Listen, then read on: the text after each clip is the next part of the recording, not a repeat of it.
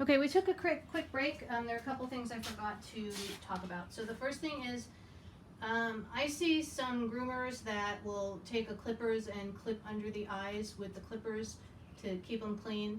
It's not my favorite thing. It will grow back, but I will, if they need it, that's one of the things that I'll use the chunkies for, so that you get a more natural look. Because I think with the clippers, just personally, this is my personal opinion, it can make the dog's eyes look like they're really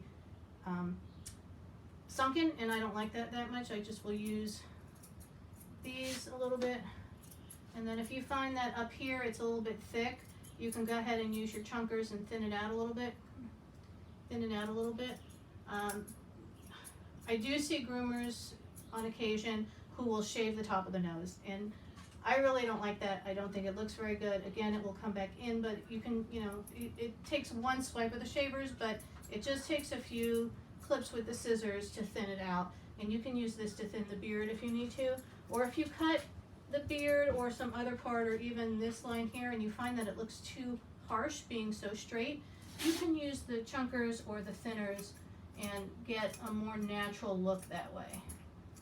Okay. So I'll just clean up under her beard with this, and you can see there's a little bit of a more natural look. There's not a harsh line there, so you can do that. These are very sharp. These are each little knives right there, so when you get, the hair will get stuck on there. When you take it out, don't touch the blade when you do it, because you'll cut your finger. It hurts a lot. All right, you can do the top or wherever you need to soften the look. You can use these chunkers.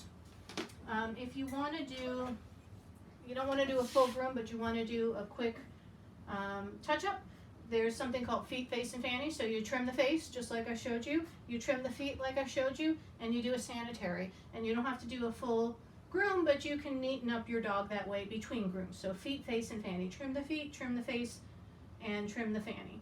Okay, and then I didn't talk about tails. Come here, sweetie. Now Gobi's tail, again, I keep her short because she likes to get dirty, but she also had puppies a while ago, and when they have puppies, we're grooming their tails constantly because they're getting a little nasty. So we have a little less hair than she normally does.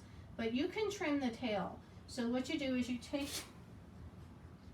get your comb, and tails are a really common place for mats. So don't neglect the tail, and learn what it feels like to actually touch the tailbone versus touching a mat. And again, their tails are very sensitive. They're not all going to like it. You might have to have somebody help you. She doesn't like it. She's sitting down because she doesn't like it. And make sure the tail is well combed out. I'm going to ask her to stand up. Yep, good girl. And then with the tail, you can comb it downward, and then grab your rounded scissors and trim it as much as you want. Okay, so comb it downwards, get it combed out and down, and then just trim the bottom. And just trim it. And you don't have to worry about too much about how this looks, because when the tail's down, you're not going to see it. And then you can trim the end if you want. So this is the end of her tailbone, and I could trim this shorter if I really wanted to. So I'll do it a little bit shorter to show you. And then that's all done. We'll have her stand up so we can see it. Come on, stand up. Good girl.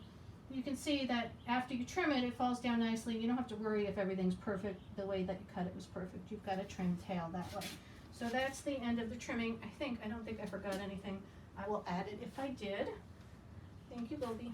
And oops, I left a little piece back there. And like I said, I need to learn when to stop, because I just don't know when to stop.